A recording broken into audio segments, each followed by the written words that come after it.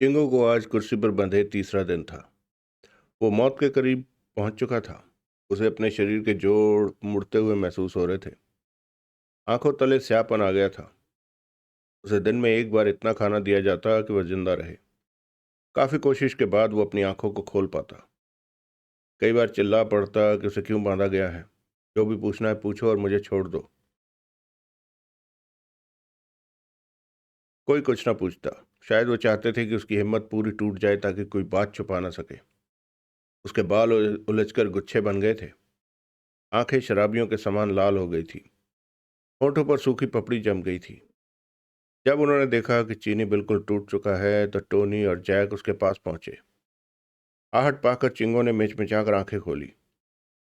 Tony आगे बढ़ा और उसके सर के बाल मुट्ठी में जकड़ता हुआ बोला, क्या तुम होश में हो? चिंगो होठों को गीला करता हुआ बोला, हाँ, मैं होश में हूँ। टोनी ने बाल छोड़ दिए। जैक आगे बढ़ा, हमें तुमसे कुछ पूछना है। भगवान के लिए मुझे खोल दो। मैं मरा जा रहा हूँ तो मैं सब कुछ बता दूंगा। उसका स्वर प्रार्थना से भरा हुआ था। बेटे, टोनी बोला, हम जो पूछेंगे तुम्हें इसी स्थिति में बताना होगा। उसके बाद ही हम सोचेंगे कि तुम्हारा क्या करना है। किंगो ने गहरी सांस ली। एक पैग मिलेगा? पैग मिल सकता है, कहकर जैक एक गिलास में शराब डाल लाया और अपने ही हाथ से उसे पिलाया। किंगो को लगा जैसे उसे नई जिंदगी मिल गई हो। तुम्हारा नाम? चिंगो। अपने बारे में बताओ, कुछ मत छुपाना। मैं एक चीनी एजेंट हूँ। गुड। रुको नहीं, बताते जाओ। अपने साथियों के साथ यहाँ आया था। हमारा उद्देश्य यहाँ से एक खास सीक्रेट डायरी को उड़ाना था। Indian secrets. तो इसके पीछे क्यों पड़ गए? बॉस को डर था। कौन बॉस? तानली। तानली? कविता कत्याल चौंकी। आगे बोलो, जैक बोला। बॉस को डर था कि कहीं कविता कत्याल को इस बात की भनक न मिल जाए। वो जानता था कि कविता कत्याल खतरनाक सीक्रेट एजेंट है। अब तानली कहाँ है? Aroha hotel. उसने अपनी मुहिम के लिए कौन सी तारीख रखी है? कविता कत्याल ने आगे बढ़कर पूछा। इस बारे में मैं नहीं जानता।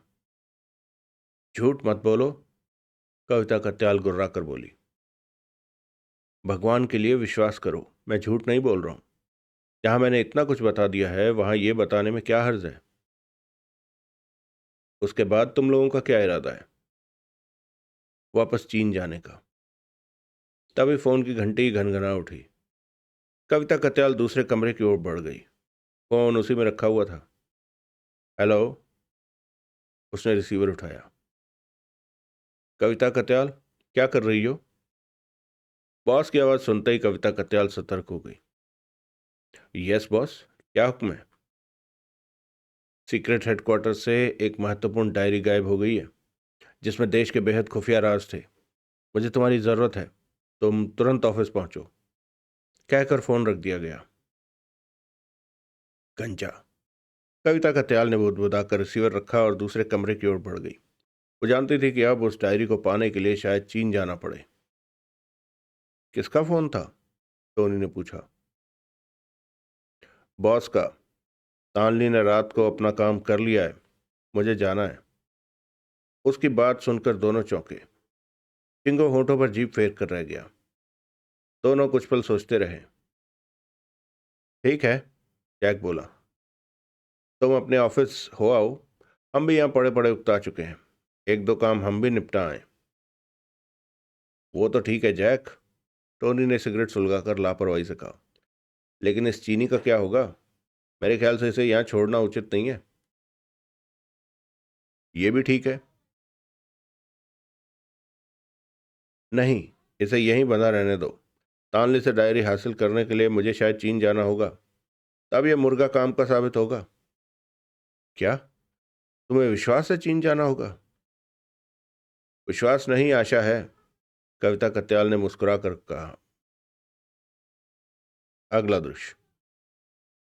होंगहू को जब तानली ने आदेश दिया कि चिंगो को न छोड़ाया जा सके तो उसे खत्म कर दिया जाए तो वो सन्न रह गया। चिंगो ने अपना जीवन देश की सेवा में लगा दिया और बदले में इससे क्या मिल रहा है? मौत। होंगहू की चिंगो के साथ बहुत बनती थी। दोनों एक दूसरे को भाइयों जैसा चाहते थे। अगर तानली का यही आदेश है तो मन ही मन उसने निश्चय किया कि इसे नहीं मानेगा। वो जानता था चिंगो को समाप्त करते समय उसके हाथ कांप उठेंगे। ये जानकर उसे दुख पहुंचा कि तानली को अपने साथियों की बिल्कुल कदर नहीं है। एक बार चिंगो ने खुद जान पर खेल कर तानली को मौत के मुंह से बचाया था। तानली ने इसे एहसान कहा था और आज उस एहसान को भूलकर उसे क्या दे रहा है? रिवॉल्वर के लावे के समान उबलती हुई गोली। कमीना। वो गुस्से से बड़बड़ा उठा। उसने कविता कत्याल का हर ठिकाना छान मारा जहां चिंगो को कैद किया जा सकता था। आखिरकार वो कविता आखिरकार वो कविता से आखिरकार वो कविता के फ्लैट पर मिला।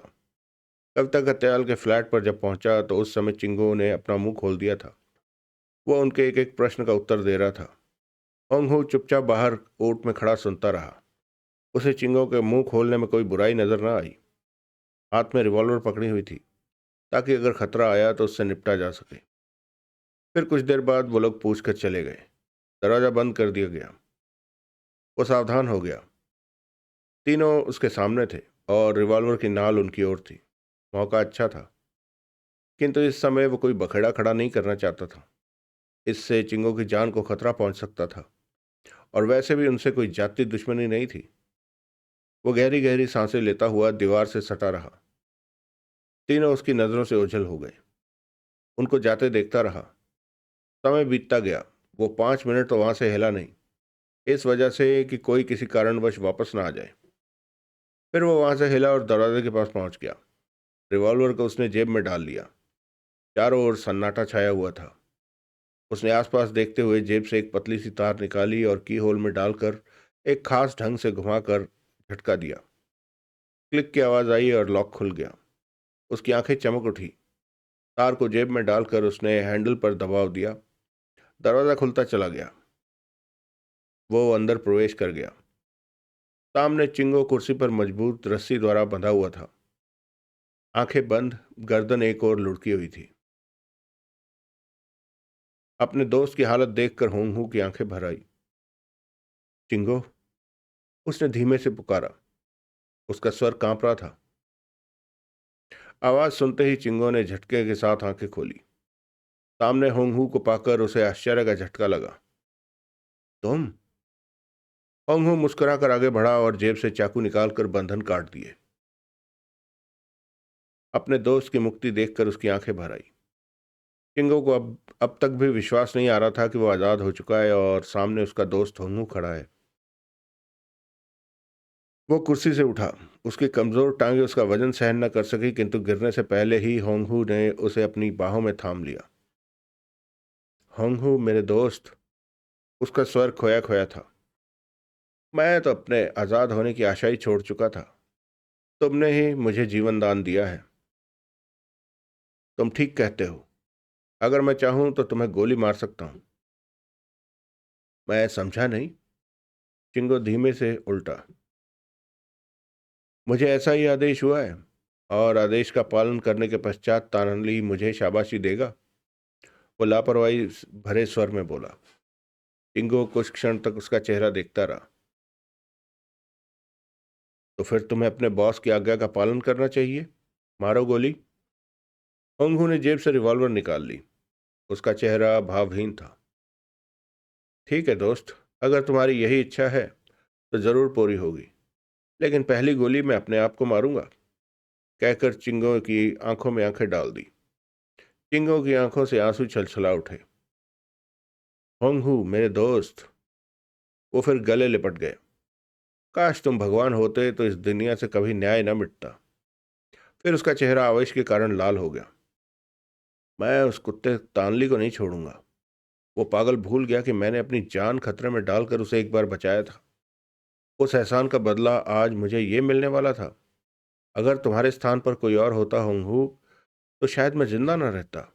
अगर अपनी जान खतरे में डालकर उसे बचा सकता हूं तो अपनी जान खतरे में डालकर उसे मार भी सकता हूं। साला चमचागिरी करके इस दल का नेता बन गया। याद है मैंने तुम्हें कहा था कि हम अपना नाम इस मुहिम से वापस ले लेते हैं, लेकिन न जाने क्यों तुमने मेरी बात को नहीं माना। अब की बार वापस जाते ही मैं तानली का नामो निशान इस धरती से मिटा दूंगा।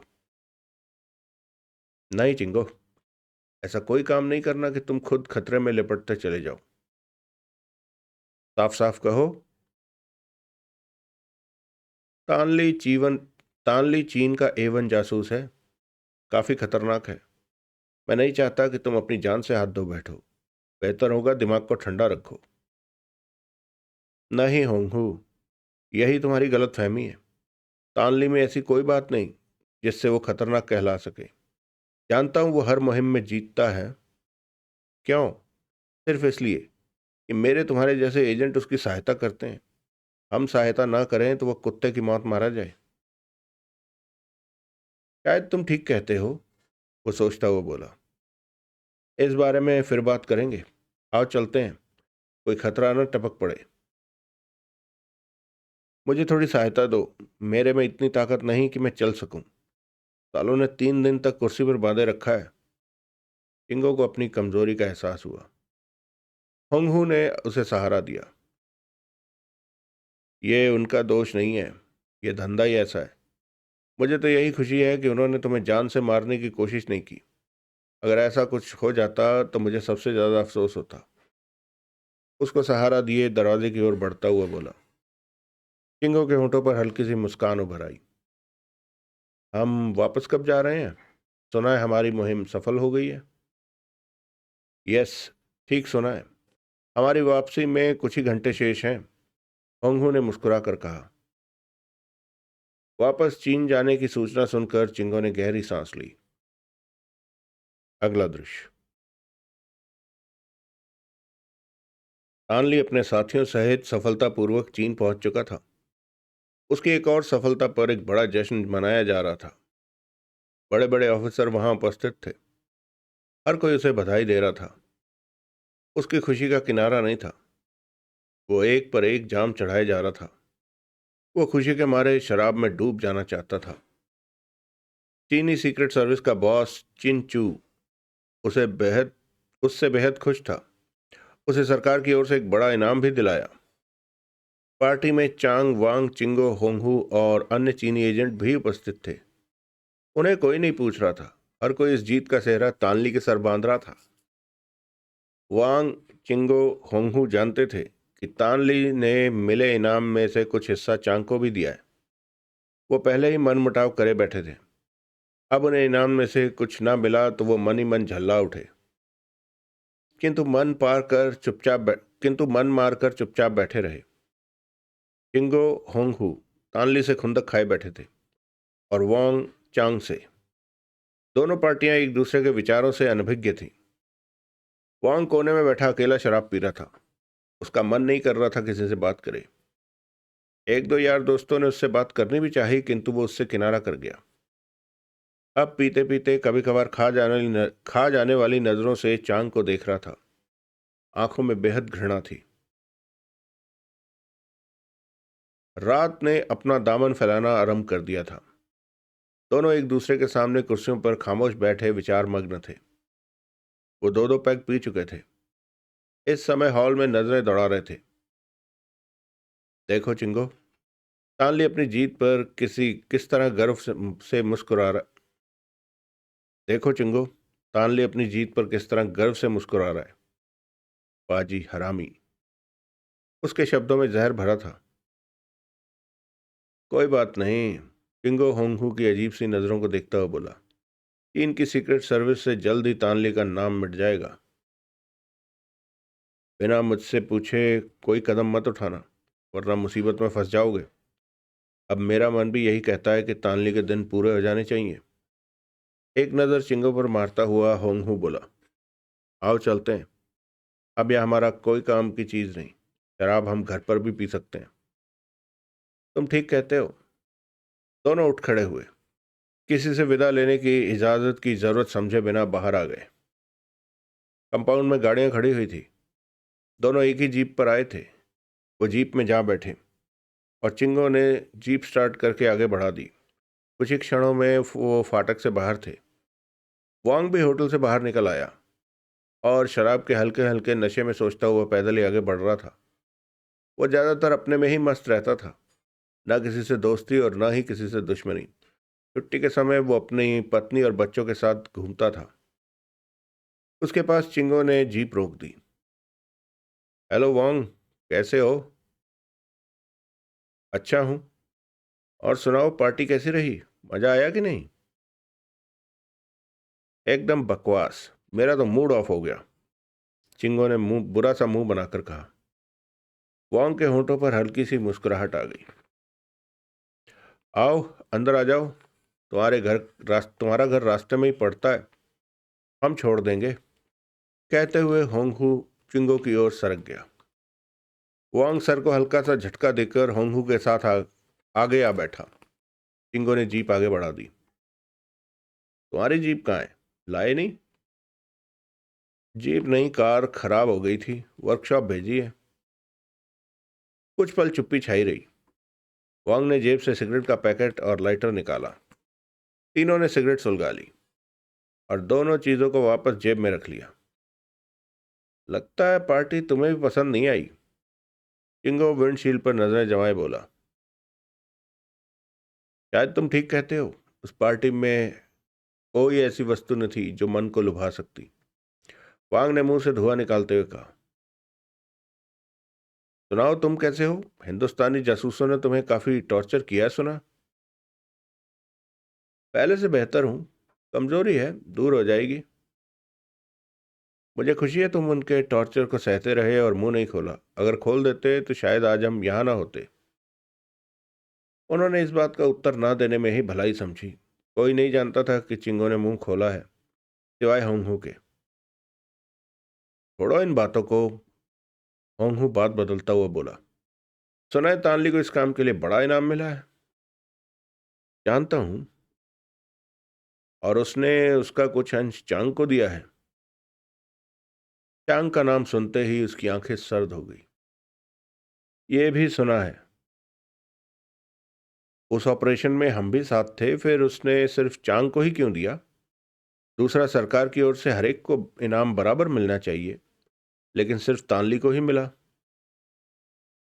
चांग के होंठों पर कड़वी मुस्कान दौड़ गई।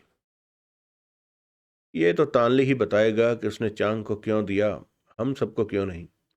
रही बात तानली को मिलने वाले इनाम की, तो ये बात सिर्फ चीफ चिंचू से पूछो, शायद वो ढंग से उत्तर दे पाए। वक्त पड़ने पर मैं चीफ से भी ये पूछूंगा, होंगहू दृढ़ स्वर में बोला। गाड़ी रोको, मेरा फ्लैट आ गया है, वांग ने कहा और चिंगो ने जीप रोक दी। वांग नीचे उतर आया। अगर तुम अपनी सलामती चाहते हो तो चीफ से इस बारे में कुछ मत पूछना। ऐसा करने से अगले रोज मुझे तुम्हारी लाश ही नजर आएगी। गुड नाइट, कल ऑफिस में मुलाकात होगी, आना मत भूलना। कहकर वांग कुछ दूरी पर बने अपने फ्लैट की तरफ चल दिया। होंगहू होंठों पर जीप फेरता हुआ देखता रह गया। पट्टा बहुत सही बात कह गया है, इस बात को मत भूलना। चीफ से ऐसी बातें पूछी जाएं वो पसंद नहीं करता। ये कहकर चिंगो ने जीप आगे बढ़ा दी। अगला दृश्य। रात के 2 बज रहे थे। पार्टी का जोश समाप्त हो गया था, लेकिन लोग धीरे धीरे खिसकते जा रहे थे। हर कोई शराब के नशे में था। अब केवल गिने चुने लोग ही रह गए थे। ओके सर, अब मैं चलता हूँ, मेरी पत्नी मेरा इंतजार कर रही होगी। कहकर तानली ने अपना हाथ चिंचू की ओर बढ़ाया। चिंचू उससे हाथ मिलाता हुआ बोला, वेल डन। ओके, आगे का पूरा 1 महीना अपनी पत्नी के साथ बिताओ, मैं तुम्हें छुट्टी देता हूँ, काम की चिंता मत करना। Thank you sir, thank you very much, तानली प्रसन्नता के साथ बोला। Never mind. वैसे जाओगे कहाँ? स्विट्जरलैंड। पहले भी 2 बार जा चुका हूँ, वो मुझे काफ़ी अच्छा लगता है। खैर, मुझे इस बात से कोई चिंता नहीं, पर ज़रा सावधान रहना। वेरी वेल सर, तानली सर झुकाकर बोला, फिर सबसे इजाज़त लेकर चल दिया। कंपाउंड में खड़ी कार का दरवाज़ा खोला, फिर स्टार्ट करके आगे बढ़ा दी। वो काफ़ी पी चुका था, नशा उस पर सवार था। लेकिन इतना नहीं कि होश खो बैठे। कार उसके नियंत्रण में थी। वो अपनी सफलता पर बेहद खुश था। उसका ध्यान बार बार गोरखा की ओर चला जाता। गोरखा को मात देकर वो बेहद खुश था। न जाने उसकी क्या हालत हो रही होगी। खुशी में होठों को सिकोड़ सीटी बजाने लगा। वो अपनी पत्नी फूमी के बारे में सोचने लगा। शादी हुए 3 साल बीत चुके थे। फूमी वीनस की मूर्ति के समान खूबसूरत थी। वो चीनी और जापानी खून का मिश्रण थी। हर समय वो उसी के ख्यालों में डूबा रहता। उससे खूबसूरत स्त्री आज तक उसकी आंखों के सामने से कोई नहीं निकली। उसे अपनी पत्नी फूमी पर गर्व था। कईयों की नज़र उसकी पत्नी पर लगी हुई थी, लेकिन तानली की खूंखारता जानते हुए वो सब चुपचाप बैठ जाते थे। तानली ने उस बारे में सोचा भी नहीं था। उसे फूमी पर पूरा विश्वास था।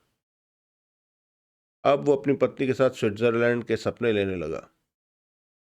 खिड़की खुली हुई थी। ठंडी हवा के थपेड़े उसके चेहरे से टकरा रहे थे, इसलिए कुछ नशा कम हो गया। टीटी को रोककर उसने एक सिगरेट सुलगा ली।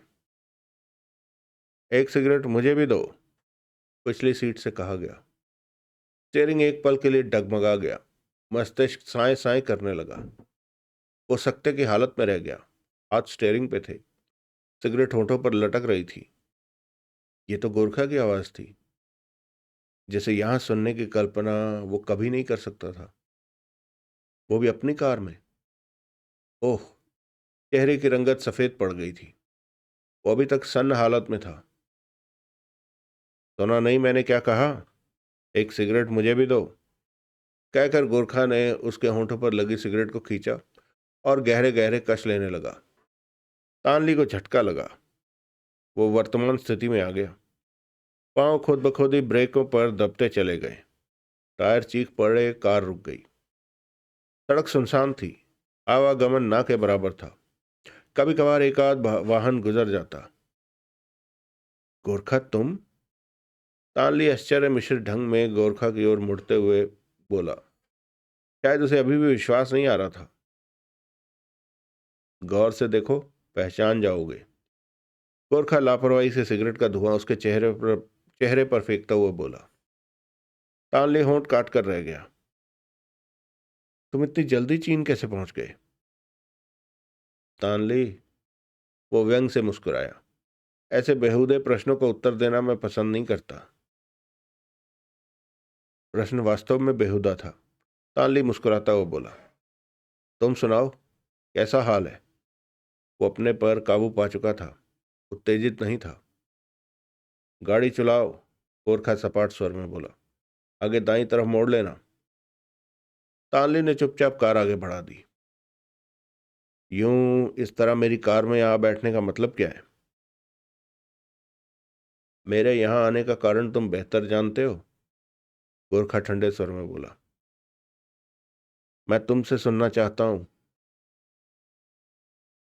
मुझे वही डायरी चाहिए जो तुम हिंदुस्तान से लाए हो। तुम उसका क्या करोगे?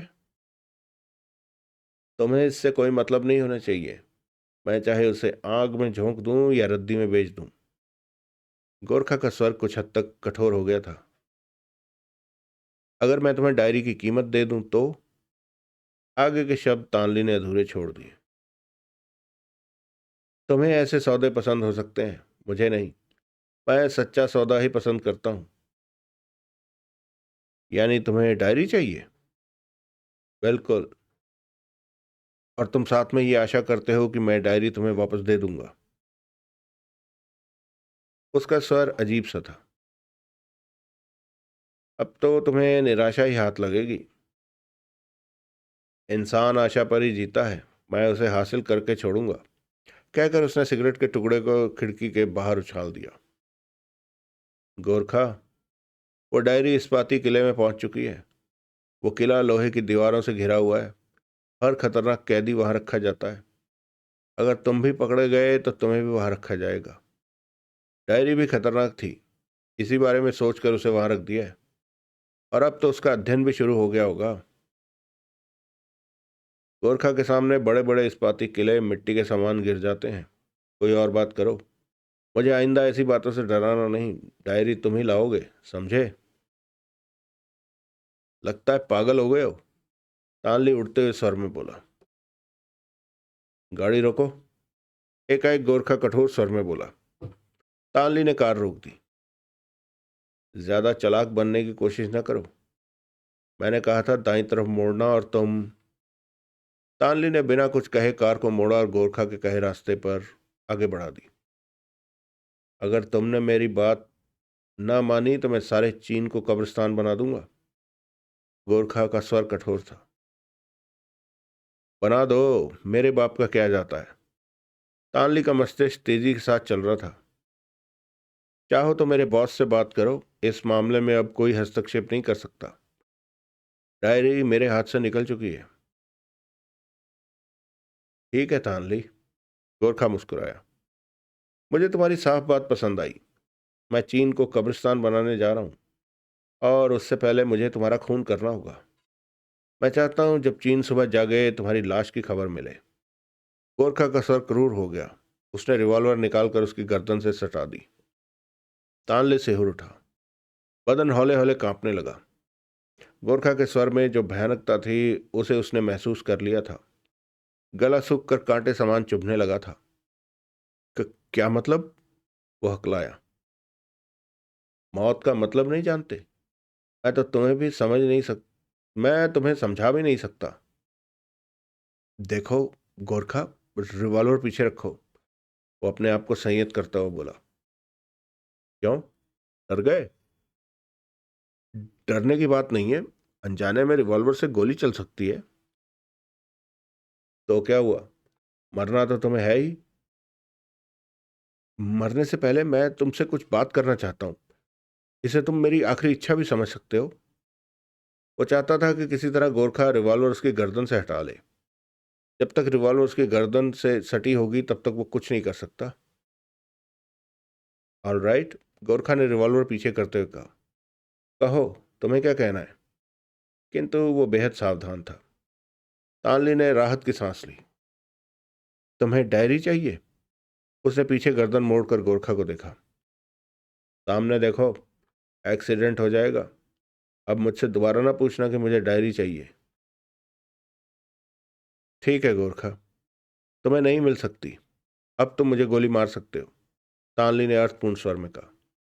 इससे पहले कि गोरखा कोई हरकत करता, तानली ने डैशबोर्ड पर लगा एक बटन दबाया। दोनों सीटों के बीच एक पारदर्शी शीशे की दीवार आ गई। गोरखा चौंका। एक बार फिर तानली से मात खा गया। वह मानी मन झल्ला पड़ा, किंतु चेहरे पर कोई भाव न आया। वो जानता था यह शीशा बुलेट प्रूफ है, लेकिन अपनी तसल्ली के लिए उसने रिवॉल्वर की मूठ पूरे वेग से शीशे पर मारी। कोई फायदा नहीं हुआ। उसका विचार ठीक निकला। उसको शीशा तोड़ते देखकर तानली ठठाकर हंस पड़ा। शीशे के कारण गोरखा को उसकी हंसी की आवाज न सुनाई दे रही थी। तानली ने एक और बटन दबा दिया। हंसी की आवाज गोरखा को सुनाई देने लगी। वो समझ गया कि यह स्पीकर सिस्टम है। क्यों गोरखा, कैसा लगा? तुम्हारा क्या ख्याल है तानली? क्या तुम अपने काम में सफल हो सकोगे, जो तुम अब सोचे हुए हो? गोरखा ने उल्टा प्रश्न कर डाला। तानली कभी असफलता का मुंह नहीं देखता, उसने गर्व भरी मुस्कान से कहा। ठीक है, मैं भी देखता हूं कि तुम कैसे सफल होते हो। गोरखा ने लापरवाही से कहा और दरवाजा खोलने का प्रयत्न किया, किंतु वो लॉक हो चुका था। यही हाल खिड़की का था, यानी वो पूरी तरह बंद हो चुका था। कार का हर शीशा इस समय बुलेट प्रूफ था। वो मुस्कुरा पड़ा। फिर उसने कोई कोशिश न की और शांत होकर सीट पर पसर गया।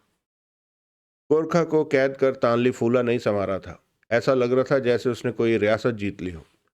अपनी खुशी पर काबू पाना असंभव था।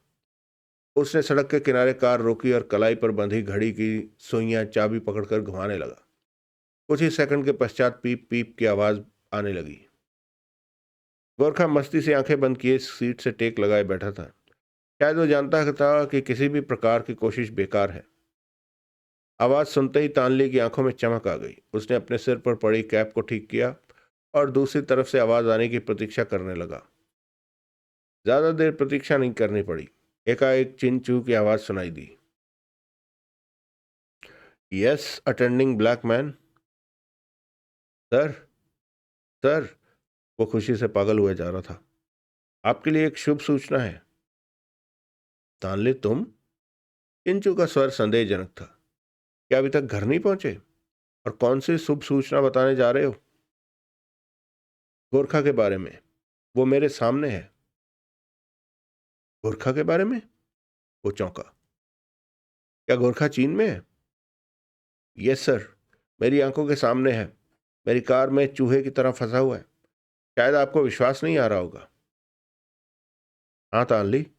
चिंचू भी गोरखा की कैद के बारे में सुनकर खुशी से उछल पड़ा। क्या तुम सच कह रहे हो? Yes sir. तानली उत्तेजना से मुस्कुराकर बोला। आप तो जानते ही हैं कि तानली कभी ऐसा मजाक नहीं करता। वो सिर्फ कर्म पर विश्वास रखता है। अगर तुम्हारी सूचना वास्तव में सही है तो तुम्हें एक बड़ा इनाम मिलेगा। लेकिन ये सब हुआ कैसे? चिंचू का स्वर किसी कुएं में डूबे हुए व्यक्ति जैसा लग रहा था। सर, इस बारे में मैं आपको फिर बताऊंगा। मैं गोरखा को हेडक्वार्टर ला रहा हूँ। वो बेहद खतरनाक है, आप जानते ही हैं। इसलिए मैं चाहता हूँ जब वो हेडक्वार्टर लाया जाए तो हथियारबंद आदमी वहाँ मौजूद हों। मैं नहीं चाहता कि किसी भी प्रकार का रिस्क लिया जाए। तुम्हारे पहुंचने से पहले ही सब इंतजाम हो जाएगा। जल्दी आना। मैं गोरखा को नज़दीक से देखना चाहता हूँ। चिंचू का स्वर उत्सुक था। ओके सर, कहकर तानली ने संबंध विच्छेद कर दिया। घड़ी को सेट करके कार स्टार्ट की और आगे बढ़ा दी। अपनी तसल्ली के लिए उसने पिछली सीट पर पड़े गोरखा पर एक नज़र मार ली। चिंचू बूढ़ा हो चुका था। वो जानता था कि जल्दी ही सीक्रेट सर्विस के चीफ को बदला जाना है, और अब उसे विश्वास था कि चीफ उसे ही बनाया जाएगा। इतना बड़ा काम शायद ही किसी ने चीन में किया हो। सीक्रेट सर्विस के चीफ की कल्पना करके मन ही मन उछल पड़ा तानली। गोरखा लाउडस्पीकर के जरिए तानली का वार्तालाप सुन रहा था। उसके होठों पर मुस्कान गहरी होती जा रही थी। फिर जेब से निकालकर सिगरेट सुलगा ली। सांस लेने में उसे कोई कठिनाई नहीं हो रही थी। तानली, गोरखा की आवाज सुनकर उसने सर पीछे घुमाया। कहो गोरखा, क्या कहना है? तुम्हें पूरी छूट है, जी भरकर गालियां दे लो। गालियां? गोरखा हंसा। ये काम कमजोर लोग करते हैं जब वो बेबस हो जाते हैं। तुम भी तो बेबस हो गोरखा। तानली ने आंखें नचाई। आजाद होने की कल्पना मत करना। अब उन दिनों के बारे में सोचो जो तुमने आजादी से बिताए हैं। तुमने अभी गोरखा को भली भांति पहचाना नहीं। इस बार तुम्हें जल्दी अफसोस होगा। गोरखा की मुस्कुराहट और गहरी हो गई। ऊपर वाले को याद करो गोरखा, मौत तुम्हारे बहुत करीब है। तानली उसे कुछ पल घूरता रहा, फिर मुस्कुरा पड़ा। तुम जानते हो, अब तुम्हें सिर्फ मौत ही मिलेगी, इसलिए तुम्हारा दिमाग चल गया है। कोई बड़ी बात नहीं। बड़े बड़े शातिर मौत की कल्पना से घबरा उठते हैं। वो एक एक शब्द को दांतों तले दबाकर व्यंग से बोल रहा था। हो सकता है तुम ठीक कह रहे हो, लेकिन गोरखा अपनी मर्जी से कैद होता है। कोई उसे जबरदस्ती कैद नहीं कर सकता। रही बात मौत की, तो तेरे जैसे गंदे इंसान के हाथों मेरी मौत नहीं लिखी। तानली मुस्कुराकर बोला। जब तुम सही प्रकार मेरी कैद में पहुंच जाओगे तो फिर तुम्हारी एक एक बात का जवाब दूंगा। अगर तुम ऐसी बातें करके मुझे उत्तेजित करके कोई गलत हरकत करवाना चाहते हो जो कि निश्चय ही तुम्हारे लिए फायदेमंद होगी, तो इस बारे में तुम्हें निराशा ही हाथ लगेगी। गोरखा ठठाकर हंस पड़ा। घटिया इंसानों के दिमाग में घटिया बात ही आती है। मैं कभी घटिया चाल नहीं चलता। मैं हमेशा हर चाल डंके की चोट पर चलता हूं। कहकर उसने होंठ सिकोड़े और सिगरेट को सीट पर मसल दिया। तानली ने गर्दन घुमाई और छोटी छोटी आंखों को मिचमिचाकर बोला। साफ साफ कहो, और अगर तुम्हारे दिमाग में कोई प्लान है तो उसे तुरंत बाहर फेंको, नहीं तो मौत के वक्त से पहले ही आ जाएगी।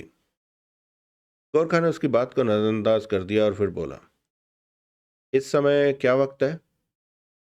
तानली ने कंधों को झटका दिया। शायद वो उसके प्रश्न का मतलब नहीं समझ पाया था।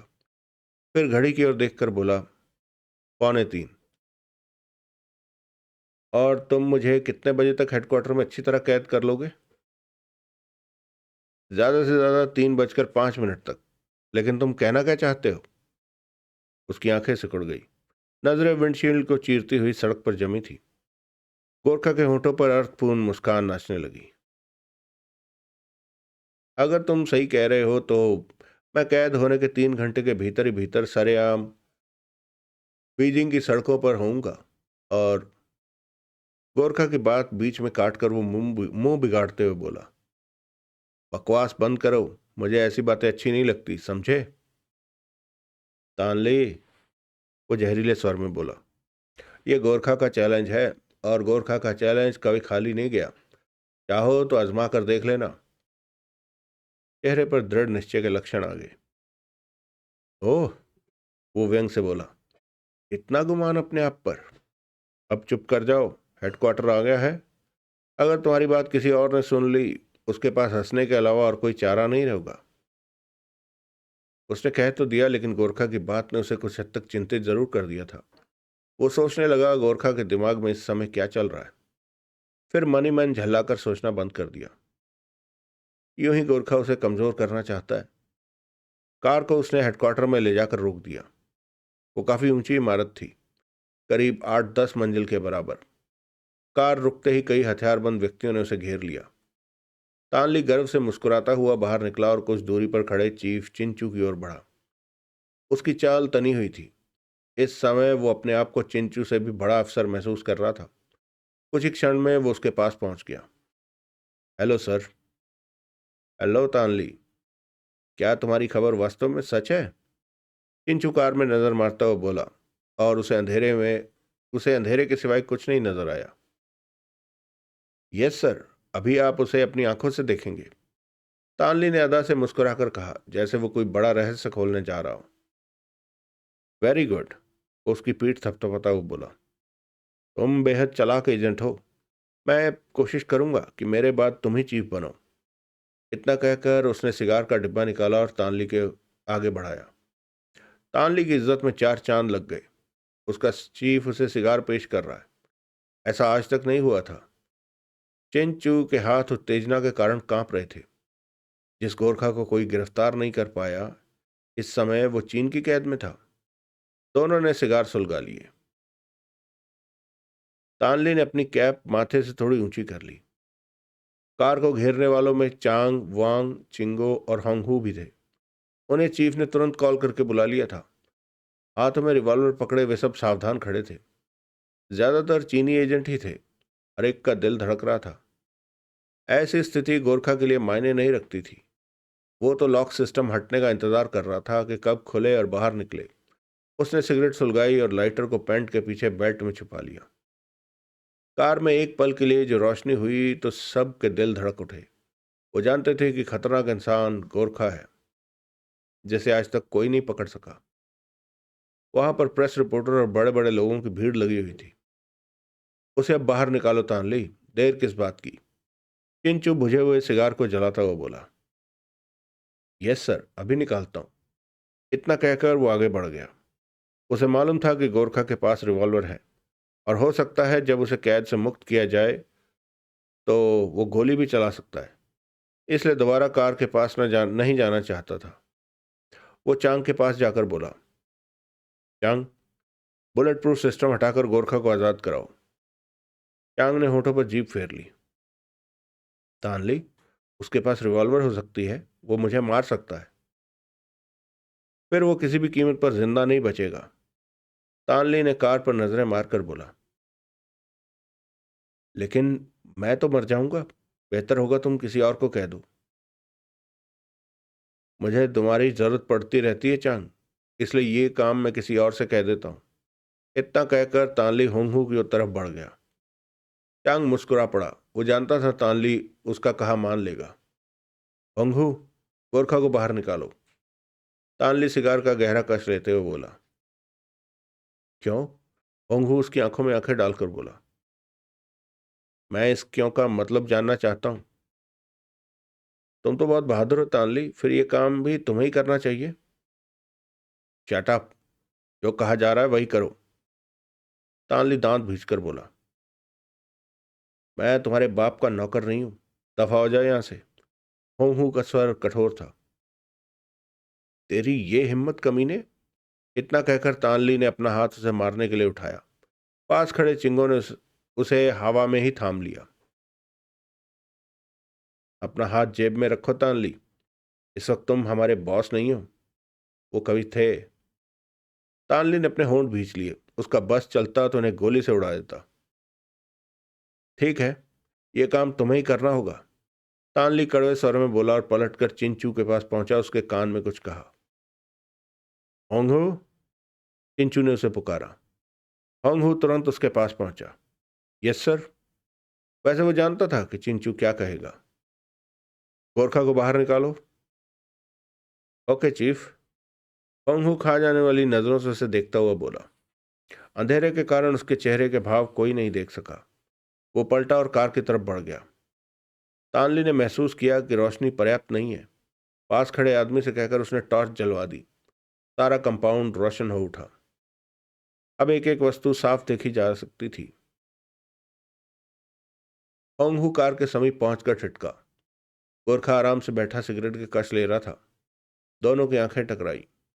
होंगहू ने महसूस किया कि उसकी टांगों में हल्का हल्का कंपन हो रहा है। गोरखा लगातार उसे घूरे जा रहा था। ये देखकर वो सकपका उठा।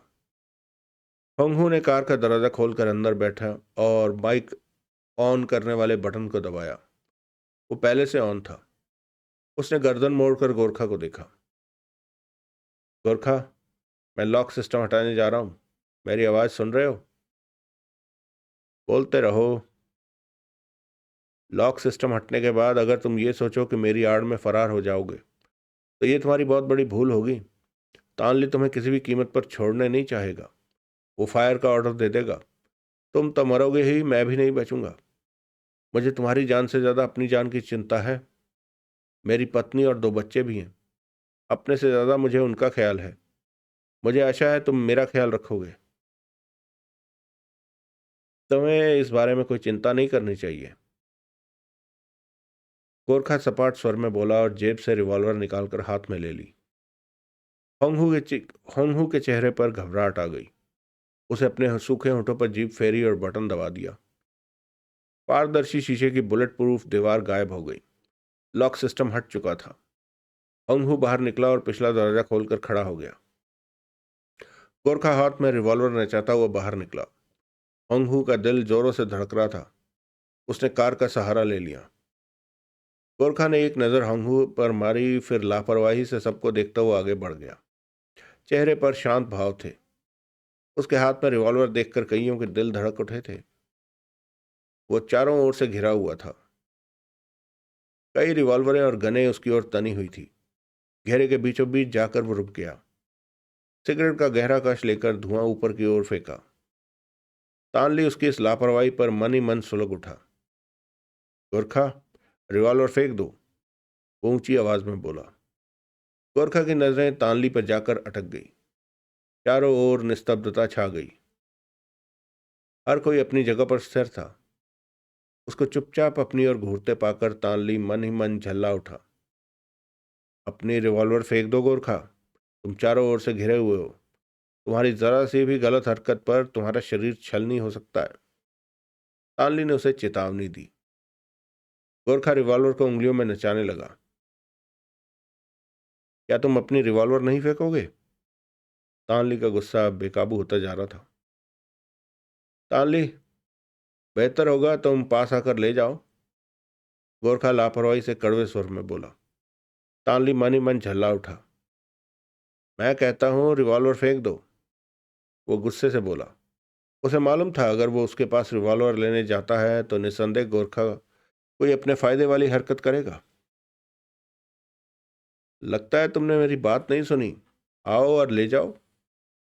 तानली की समझ में नहीं आ रहा था।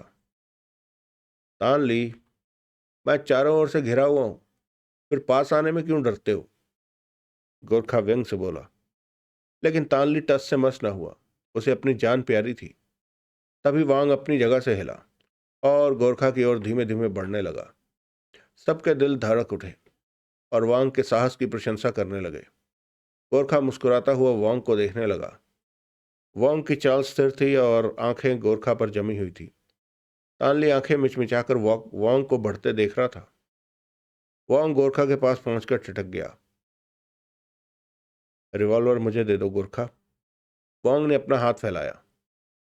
रिवॉल्वर गोरखा की उंगलियों गोरखा की उंगलियां थिरकती हुई रुक गई और फिर उसने रिवॉल्वर को वांग की हथेली पर रख दिया। वांग ने रिवॉल्वर जेब में डाल ली। अपनी रिवॉल्वर उसके हाथ में पकड़ी हुई थी। वह मुड़ा और वापस अपनी जगह पर जाकर रुक गया। कुछ रिवॉल्वरधारी आगे बढ़े। ठहरो, गोरखा कठोर आवाज में बोला। सब ठिठकते हुए एक एक कदम पीछे हट गए। कोई मेरे पास नहीं आएगा, मुझे रास्ता बताते जाओ, समझे? तानली को लगा अब गोरखा के पास जाने में कोई खतरा नहीं है। रिवॉल्वर हाथ में थमी हुई थी। वह तेजी से चलता हुआ गोरखा के पास पहुंच गया। मैं तुम्हारी तलाशी लेना चाहता हूं, तानली उसके चेहरे पर नजरें गड़ाकर बोला। मैं तुम्हारे अधिकार में हूं, ले लो, कहीं डर तो नहीं रहे? गोरखा होंठ सिकोड़ कर बोला। तानली उसकी बात पर ध्यान दिए बिना उसकी तलाशी लेने लगा। गोरखा शांत भाव से खड़ा रहा। जेब में मौजूद हर सामान को उसने निकाल लिया, किंतु वो लाइटर हाथ न लगा जो उसकी बेल्ट में छिपा था। मेरे पीछे पीछे चले आओ, कहकर तानली इमारत की ओर बढ़ गया। गोरखा आराम से सिगरेट के कश लेता हुआ आगे बढ़ने लगा। रिवॉल्वर उसके साथ साथ घूमती जा रही थी। निश्चय ही अगर वो कोई गलत हरकत करता तो गोलियां चल पड़ती। प्रेस रिपोर्टर तस्वीरें खींचने लगे। फ्लैश गन की लाइटें चमकने लगी। गोरखा आराम से चलता हुआ तानली के पीछे इमारत में प्रवेश कर गया। हर कोई उनका अनुसरण कर रहा था। कुछ पल बाद तानली सहित गोरखा एक कमरे में थे। भीड़ दरवाजे पर खड़ी हो गई। चांग, चिंगो, वांग और होंगहू और अन्य एजेंट कमरे में प्रवेश कर गए। गोरखा आराम से सामने पड़ी कुर्सी पर बैठ गया। चांग बाहर निकला और जब लौटा तो उसके हाथ में रेशम की पतली सी डोरी थी। उसे तानली को दे दी। तानली ने डोरी लेकर गोरखा के हाथ पीछे की ओर बांध दिए और फिर सारा शरीर जकड़ दिया। यह कार्य करने के पश्चात तानली आश्वस्त हुआ। गोरखा के होंठों पर मुस्कान थी। कहो गोरखा, कैसा लग रहा है? तानली व्यंग से बोला। बहुत अच्छा। मैं महसूस कर रहा हूं कि तुम मेरी मौजूदगी से अभी भी घबरा रहे हो। अब ये बातें छोड़ो, इनसे कुछ हासिल नहीं होने वाला, मुंह बिगाड़कर तानली बोला। गोरखा की मुस्कान और गहरी हो गई। मेरी बात याद है तुम्हें? कौन सी? सिर्फ 3 घंटे, इससे ज्यादा तुम मुझे कैद नहीं रख सकते, वो कड़वे स्वर में बोला। भूल जाओ गोरखा, इस कमरे से आज तक कोई आजाद नहीं हो सका, तानली ने मुंह बिगाड़ कर कहा। एक बात और ध्यान में रखो, यहां से आजाद होने के पश्चात मेरा लक्ष्य वही होगा, डायरी, जो तुम्हारे कहने के मुताबिक इस्पाती किले में है। अगर मैं यहाँ रहा तो निश्चय ही तुम्हारी बातें सुनकर मेरा दिमाग खराब हो जाएगा। कुछ ही देर में मैं फिर आऊँगा तुम्हारा स्वागत करने, तैयार रहना। इतना कहकर उसने सबको बाहर जाने का इशारा किया और खुद भी बाहर निकल गया। बाहर खड़े 2 पहरेदारों ने दरवाज़ा बंद कर दिया। सावधान रहना, अगर लापरवाही बरती तो मैं तुम्हारी खाल उधेड़ दूंगा, तानली ने पहरेदारों को चेतावनी दी। उत्तर में उन्होंने सलाम बजा दिया। फिर वो ऑफिस की ओर चल दिए, जहाँ चिन चू उनका उनका उसका इंतजार कर रहा था। उत्तेजना से तानली का शरीर कांप रहा था। चांग भी मुस्कुराया, किंतु वांग, चिंगो और होंगहू के चेहरे पर जैसे कोई भाव नहीं थे कि जिनसे उनकी खुशी जाहिर हो सकती। उनके बाहर निकलते ही गोरखा हरकत में आ गया। जब आहटें दूर हुई तो उसकी मुस्कान गहरी होती गई। उसने अपने हाथों को, जो कि बंधे हुए थे, थोड़ा सा ऊपर किया और पिछली ओर पैर की बेल्ट में फंसी लाइटर को निकाल लिया पैंट की बेल्ट में फंसी लाइटर को निकाल लिया और उसे हाथों में सेट करके जलाया। इसमें काफ़ी मेहनत लग रही थी। वो आग रेशम की डोरी में लगने की कोशिश वो आग रेशम की डोरी में लगाने की कोशिश करने लगा। इस कोशिश में उसकी हथेली थोड़ी सी जल गई, किंतु इस बारे में उसने ज़्यादा चिंता नहीं की। रेशम की डोरी जल गई, कलाइयाँ आज़ाद हो गई। फिर उसने अपने सारे बंधन खोल डाले। अब वो आज़ाद था। लाइटर फर्श पर गिर चुका था। वो कुर्सी से उठा और रक्त प्रवाह ठीक होने के पश्चात लाइटर उठाकर जेब में डाला। होठों पर शांत मुस्कान थी। फिर कुर्सी पर आराम से पसर गया और किसी के अंदर प्रवेश करने का इंतजार करने लगा। अगला दृश्य। चिंचू चीफ की कुर्सी पर बैठा हुआ था। सामने मेज थी और मेज के इर्द गिर्द कुर्सियों पर बाकी सब बैठे थे। मेज पर गोरखा की जेब से निकला सामान पड़ा था। तानली अपनी प्रसन्नता पर फूला नहीं समा रहा था और चिंचू उसे गर्व भरी नजरों से देख रहा था। उनकी बातों का केंद्र गोरखा ही था। टिंगो और होंगहू चुपचाप बैठे थे। उनकी आंखों में नींद थी और वांग वो भावहीन निगाहों से मेज पर पड़े गोरखा के बरामद सामान को देख रहा था। गोरखा ने कार से निकलने के पूर्व सिगरेट सुलगाई थी।